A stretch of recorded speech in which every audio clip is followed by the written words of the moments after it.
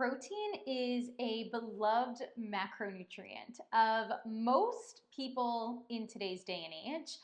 In fact, of the three macronutrients, carbs, protein, and fat, it's definitely the one that has its reputation set forth. And as a dietitian, that usually means that I often spend the least amount of my time debunking the misconceptions around protein.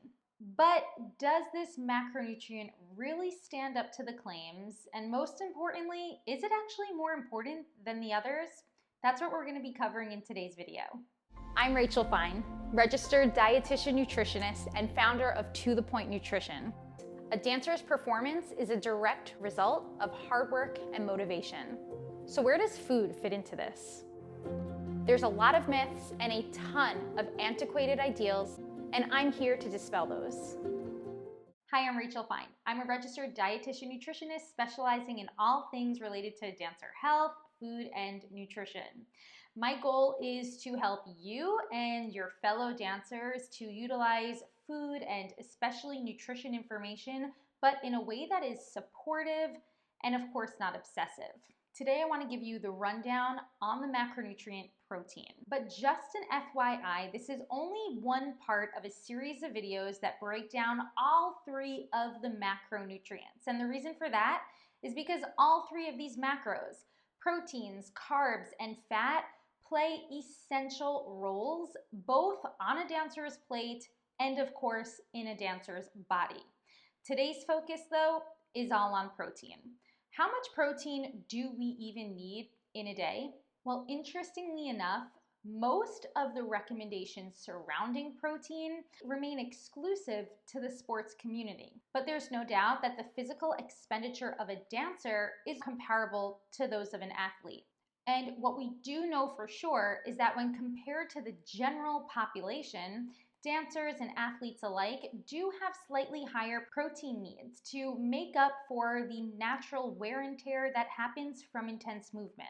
According to the International Association of Dance Medicine and Science, the recommendation for protein for dancers is about 12 to 15% of a dancer's total daily intake. But how do these numbers even translate into your day in and day out food choices, especially as we take into consideration the need for dancers to not have to track their nutritional intake, such as with calorie counting or even macro counting? How can we translate this information to more usable and supportive habits? First and foremost, for any dancer concerned about whether or not they're getting in enough protein throughout their day, it's always encouraged that they consult with a licensed professional, a registered dietitian nutritionist who can help to evaluate current mealtime patterns to see whether or not holes might exist. But as a dietitian, I can tell you this, we rarely, if ever, see deficiencies in protein these days. Focusing in on just this one macronutrient can actually end up leading to limitations in your overall meal plan. And this is because a balanced plate is most important. Carbohydrates and fat are especially important for your body's use of energy. When your meals and snacks contain a sufficient amount of carbs and fat, then you're providing your body with the tools it needs to actually utilize the protein from your meals and snacks to support muscle rebuilding and muscle repair. The benefits of protein for dancers are vast, especially because of the constant wear and tear that your muscles experience from intense movement. Protein is essential for supporting the structure of your organs, your bones, and of course your muscles. Protein also helps in the building of enzymes and antibodies that help to support immunity. Another interesting fact about protein comes down to its role in bone health. There's a growing body of evidence to support the body's utilization of protein to support strong bones. And when it comes to the protein on our plates, protein helps to promote feelings of satiety and fullness, which can help to keep your appetite at bay until your next eating opportunity. Let's break down a little bit more about protein and what makes it up. Amino acids, these are the building blocks of all protein. So whether it's the protein on your plate or the protein that makes up your muscles and bodily tissues, they're all composed of amino acids. In fact, there are 20 main amino acids known to support the human body, and 9 of them are considered essential. What that means is that we must obtain these 9 essential amino acids from our food intake. There's no need for you to hyperfocus on which amino acids are needed from our food intake and which the body can generate themselves. What's important for you to understand when translating this information into our day in and day out food choices comes down to the importance of variety. Oftentimes, especially for my plant-based dancers, we want to focus on getting in a variety of different protein-rich foods throughout our day. So arguably, more important than the amount of protein you're getting in throughout the day is actually the variety of protein that you're getting in throughout the day, especially because some foods, mainly those plant foods that are known to be rich in protein, we'll talk about this soon, might not necessarily contain all 9 of those essential amino acids. In regard to your energy levels, it is true that the body can burn all 3 macronutrients, carbs, fat, and protein to use for energy.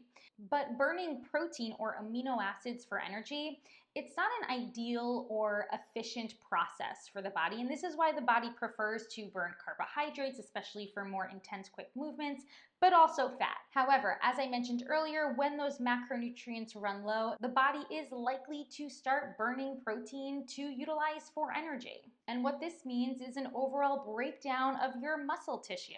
This, of course, is not going to support your strength and ultimate performance, both in the short term and in the long term. So if you've ever heard that protein can be used to support your energy levels, it's more likely related to the protein that you are including within a balanced meal or snack. So let me break this down. As I mentioned earlier, a key concept of supportive meals is balance, making sure that you're pairing a food source rich in protein with a food source rich in carbohydrates and, of course, food sources rich in fat.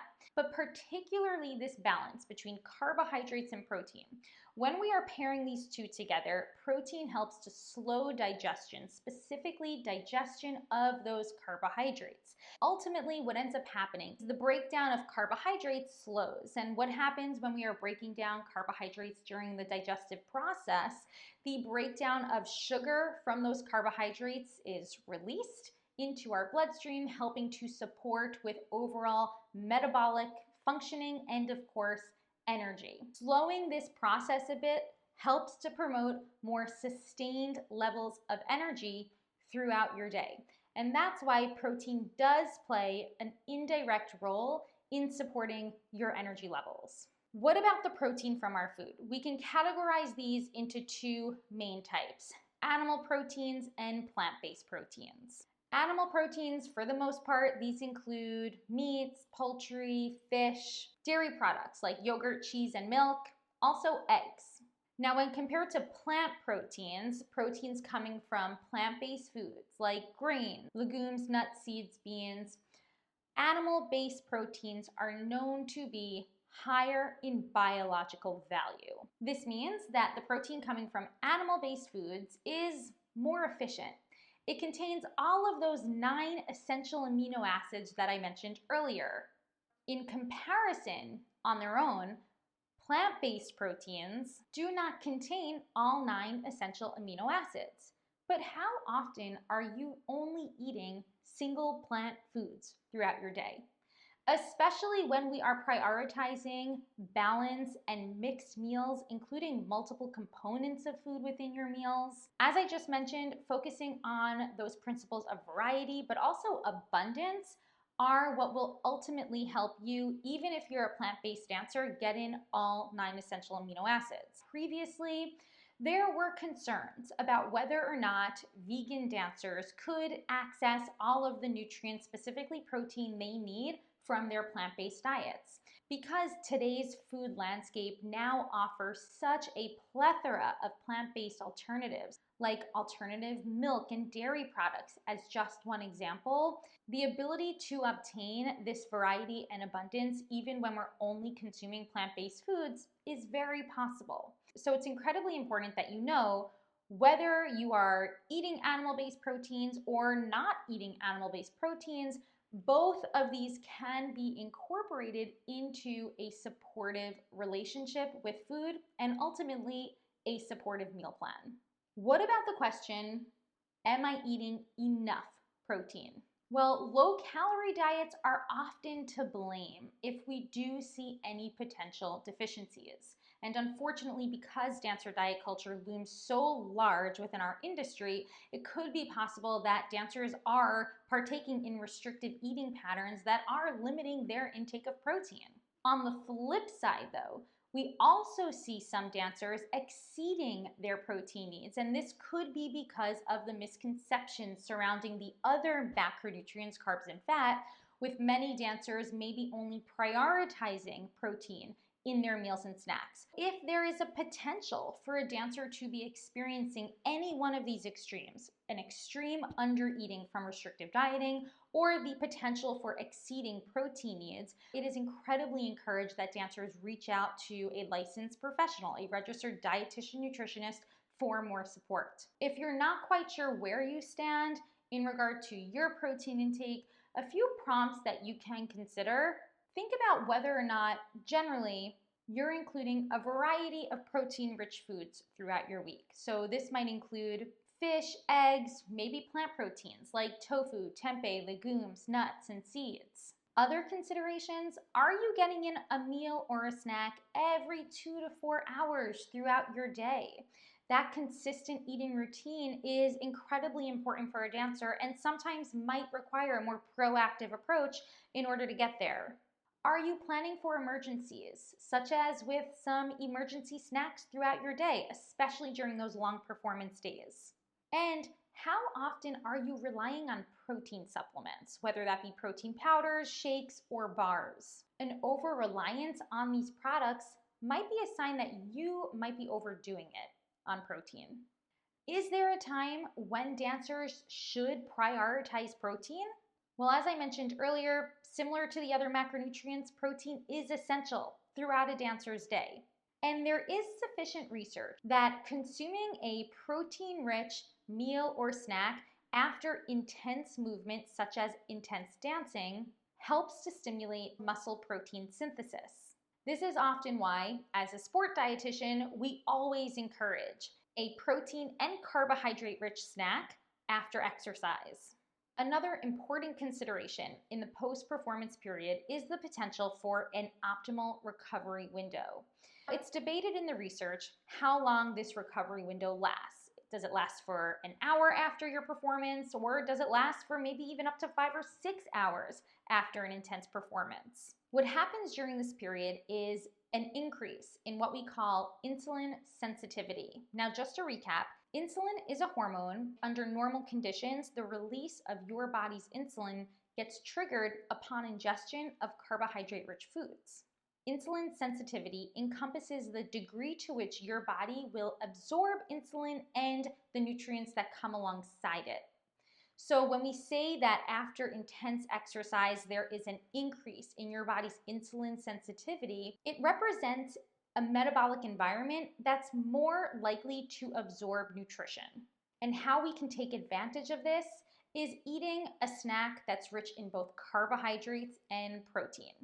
A snack that's rich in carbohydrates will help to replenish glycogen stores. This helps to replenish energy. Subsequently, adding that source of protein in the same snack will help to support muscle protein synthesis. Overall, these two processes are what's helping your body to support muscle recovery. But as I mentioned earlier, is it possible for dancers to get in too much protein? Like any nutrient, it is possible to overdo it, especially when we see food obsessions, such as those coming out of dancer diet culture. And protein is a perfect example of it.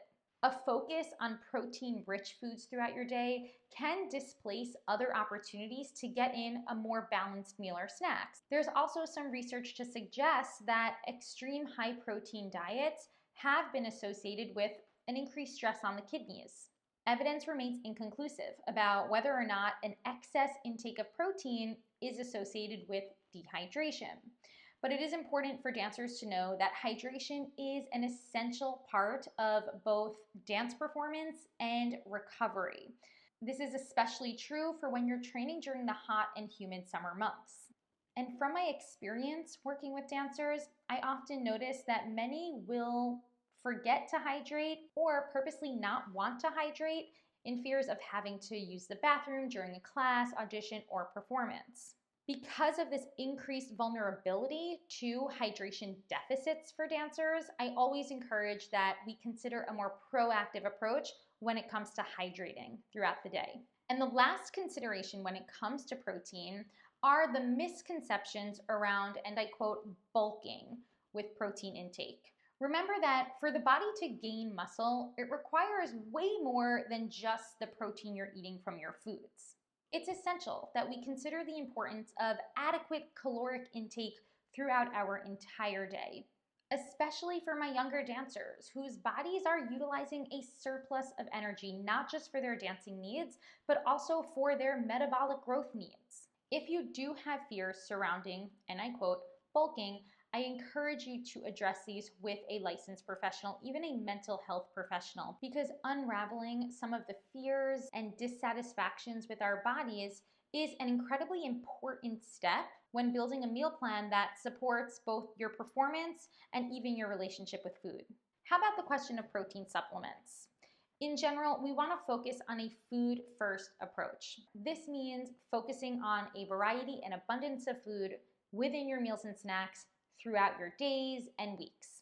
If, for whatever reason, this becomes challenging, so as an example, some dancers who might be commuting to and from a theater might struggle with getting in that post-performance meal or snack.